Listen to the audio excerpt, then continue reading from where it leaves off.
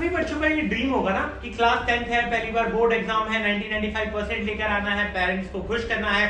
तो आपको अब इस ड्रीम को अचीव करने के लिए अब आपके पास सिर्फ 3 महीनों का टाइम पीरियड बचा हुआ होगा। अब इन 3 महीनों के टाइम पीरियड में किसी का सपना पूरा हो रहा होगा तो किसी का सपना चकनाचूर हो रहा होगा। तो अब ये आप पे डिपेंड करता है कि आपको क्लास 10 में 95% लाना है कि नहीं लाना है।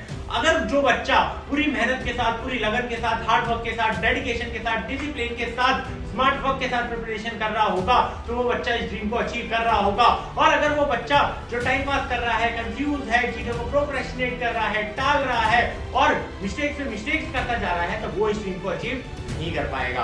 तो आज की वीडियो में हम यही बात करने वाले हैं कि वो कौन सी ऐसी 5 मिस्टेक्स हैं जो हम नहीं करेंगे तो हमारे क्लास 10th में इजीली 90-95% आ जाएंगे। तो इसमें सबसे पहली मिस्टेक होती है कि हमें पता ही नहीं होता कि बचे हुए टाइम पीरियड में हम अपने सिलेबस को किस तरीके से कंप्लीट करेंगे। हम कंफ्यूज रहते हैं, हम भी आधा घंटा इस सब्जेक्ट को एलोकेट करेंगे, आधा सब्जेक्ट ये पढ़ेंगे, आधा घंटा ये पढ़ेंगे और इस तरीके से अनप्लान्ड मैनर में अपने टाइम को यूटिलाइज कर रहे होते हैं। एक चीज समझ लीजिए, इस तरीके से अगर हम अपने टाइम को यूटिलाइज करेंगे ना तो इस पूरे एफर्ट का हमें कोई बेनिफिट नहीं मिल रहा होगा। तो हमें करना क्या है, हमें सबसे पहले पता होना चाहिए कि बचे हुए टाइम पीरियड में ही हम अपना पूरा सिलेबस कंप्लीट कर सकते हैं और अच्छे नंबर्स ला सकते हैं। ना सिर्फ हम अपना सिलेबस कंप्लीट कर सकते हैं बल्कि हम सैंपल पेपर सॉल्व कर सकते हैं, हम PYQ भी लगा सकते हैं। देखिए ये सब करने के लिए आप यहाँ पर एक प्रिंसिपल यूज कर सकते हैं जिसे परेटो प्रिंसिपल कहा जाता है या इसे 80-20 रूल भी कहा जाता है।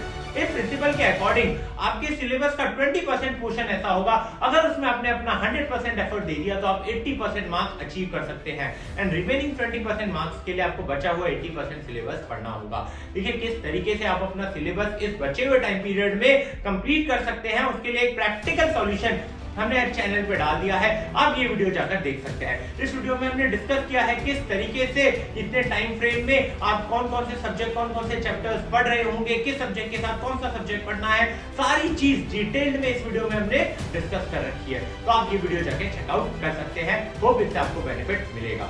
दूसरी मिस्टेक जो बच्चे करते हैं वो ये करते हैं कि वो टाइम मैनेज नहीं कर पाते हैं, उनका पुअर टाइम मैनेजमेंट रहता है। अब टाइम मैनेजमेंट कैसे करना है ये तो हमने अभी डिस्कस कर लिया, लेकिन सारी प्लानिंग करने के बाद ही दिक्कत कहाँ आती है, दिक्कत आती है एग्जीक्यूशन के टाइम पे। जब हमें एग्जीक्यूट करना होता है चीजों को तब या तो हम चीजों को टाल रहे होते हैं या तो टाइम वेस्ट कर रहे होते हैं यूट्यूब शॉर्ट्स में, रील्स में, पबजी खेलने में, नेटफ्लिक्स की सीरीज देखने में। हमारे पास n नंबर्स ऑफ रीजन रहते हैं टाइम को वेस्ट करने के लिए, बट हमें सिर्फ एक रीजन चाहिए टाइम को यूटिलाइज करने के लिए, वो ये है कि हमें अपना ड्रीम अचीव करना है। तो हम किस तरीके से ये सारी चीजों को टालने से रोकेंगे, डिटेल में डिस्कशन हमने इस वीडियो में कर रखा है, आप देख सकते हैं जाकर। बट एक चीज आपको समझनी होगी, जब भी आपका मन कर रहा है ना यार कि 5 मिनट चल कुछ और कर लेता हूँ, मैं पढ़ रहा हूँ 5 मिनट कुछ और कर लेता हूँ, वो 5 मिनट कुछ और करने में बुराई नहीं है। बट अगर वो 5 मिनट 50 मिनट बन जा रहे हैं तो वहां पर दिक्कत आ रही है। और अगर ऐसी चीजें हो रही है तो वो 5 मिनट भी आप अपने आप को मत दीजिए। जब भी आप पढ़ रहे हो, आपका मन कर रहा हो कि किसी चीज में आपका डिस्ट्रैक्शन जा रहा हो कि 5 मिनट में ये कर लेता हूँ, 5 मिनट में ये कर लेता हूँ, तब आपको अपने माइंड को वहां ट्रिक करना है कि यार 5 मिनट में और पढ़ लेता हूँ, 5 मिनट में और पढ़ लेता हूँ। जब भी हम पढ़ने बैठते हैं ना तो स्टार्टिंग के 10-15 मिनट ही काफी मुश्किल समय होता है, वही हमारा माइंड डिस्ट्रैक्ट होता है। बट अगर वो 10-15 मिनट हमने निकाल दिए, उसके बाद हम फुल फोकस के साथ पढ़ रहे होते हैं, फुल कंसंट्रेशन के साथ पढ़ रहे होते हैं, तो हमें क्या करना है, जब भी हमारा माइंड इनिशियल स्टेजेस में डिस्ट्रैक्ट हो रहा होगा, हमें उसे बोलना है, ट्रिक करना है कि यार 5 मिनट और पढ़ लेते हैं, 5 मिनट और पढ़ लेते हैं। और इस ट्रिक में हम बहुत माहिर भी होते हैं, क्योंकि जब सुबह मम्मी उठा रही होती है तो हम क्या बोलते हैं, मम्मी 5 मिनट और सो लेते हैं, मम्मी 5 मिनट और सो लेते हैं। तो अब हम क्या करेंगे, इस ट्रिक को अपने फेवर में यूज करेंगे और इस ट्रिक को यूज करके हम जो अपनी प्रोक्रेस्टिनेशन करने वाली आदत है उससे छुटकारा पा सकते हैं। तीसरी और सबसे इंपॉर्टेंट मिस्टेक जो हम करते हैं वो है टाइम टू टाइम रिवीजन ना करना और उसके बाद फिर कंप्लेन करते हैं कि मुझे ये याद नहीं रहा, इतनी मेहनत करने के बाद भी मुझे ये चीजें याद नहीं रह रही है, मेरे पास मेरी पुअर मेमोरी रिटेंशन है और अपने आप को कोसने लगते हैं। बट यहाँ गलती आपकी मेमोरी रिटेंशन की नहीं है, गलती ये है कि आपने टाइम टू टाइम उसको रिवाइज नहीं किया। और जब आप टाइम टू टाइम किसी चीज को रिवाइज नहीं करेंगे तो उसके बहुत ज्यादा चांसेस है कि आप उससे भूल जाए। तो करना क्या है, यहाँ पे स्पेस लर्निंग नाम की आपको एक टेक्निक यूज करनी है।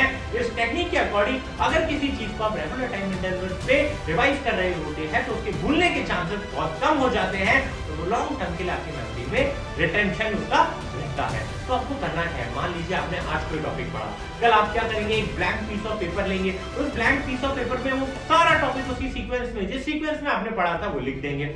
ऑफ कोर्स ही बात है, कुछ चीज आप भूल सकते हो, तो वो सारी चीजें ऐड ऑन कर लीजिए बाद में। उसके बाद 5वें दिन, 7वें दिन, 15वें दिन, 30वें दिन, 45वें दिन, 60वें दिन, इन मेंशन दिनों में इन टॉपिक्स को वापस से देखिए। यहाँ पे आप इस टॉपिक के नोट्स पढ़ सकते हैं, शॉर्ट नोट्स पढ़ सकते हैं, पीवाईक्यूज कर सकते हैं, एनसीईआरटी के क्वेश्चंस लगा सकते हैं। इन शॉर्ट इन मेंशन दिनों में आपको इन टॉपिक्स के टच में रहना है। एंड मार्क माय वर्ड्स, अगर आप ये टेक्निक यूज करते हैं तो आप सारी चीजें इस तरीके से जो भी आप पढ़ रहे हैं उसमें से एक भी चीज आप भूलेंगे नहीं, और ये सारी चीजें आपको एग्जाम के बाद तक भी याद रहेंगी। चौथी मिस्टेक जो हम कर देते हैं, सारे एफर्ट्स डालने के बाद भी जब नंबर नहीं आते हैं तो वो इस मिस्टेक के कारण आते हैं। और ये मिस्टेक क्या होती है, राइटिंग प्रैक्टिस ना हो। हम राइटिंग की प्रैक्टिस ही नहीं करते हैं, हम कभी भी चीजों को लिखते ही नहीं है। हमें मेथड आता है, हमें आंसर आता है, हमें सब कुछ पता होता है, बट हमें एग्जीक्यूट कैसे करना होता है ना, हमें ये नहीं पता होता कि इस चीज को मैं एग्जीक्यूट कैसे करूं, इस चीज को मैं एग्जाम पेपर में प्रेजेंट कैसे करूं। तो इसके लिए हम क्या करेंगे, इसके लिए जब भी हम कोई कंसेप्ट पढ़ रहे होंगे उससे 5 से 10 उससे रिलेटेड कोई भी क्वेश्चन लगा रहे होंगे और उसकी लिखने की प्रैक्टिस करेंगे। हम एनसीईआरटी के क्वेश्चन लगाएंगे तो भी एक प्रॉपर तरीके से लिख रहे होंगे, ताकि हमारे जो प्रैक्टिस करने का तरीका है, जो राइटिंग करने का तरीका है, उसकी प्रैक्टिस हो जाए। राइटिंग की प्रैक्टिस हमें करनी होगी और ये हम करेंगे। और एक लास्ट मिस्टेक जो हम करते हैं वो ये होती है कि हम पीवाईक्यूज को उतना इंपॉर्टेंस नहीं देते हैं, और जो बच्चा पीवाईक्यूज को इंपॉर्टेंट नहीं देता उसके मार्क्स को रिफ्लेक्ट होता ही है। अगर आप पीवाईक्यूज कर रहे होते हैं तो इससे आपको ये आइडिया तो आ ही जाता है कौन सा टॉपिक इंपॉर्टेंट है, कौन सा टॉपिक इंपॉर्टेंट नहीं है। बल्कि चांसेस ये भी है कि उसमें से कोई एक टॉपिक ऐसा होगा, कोई एक क्वेश्चन ऐसा होगा जो as it is previous year पूछा गया है और इस साल भी पूछा जा सकता है, उसकी प्रोबेबिलिटी भी है।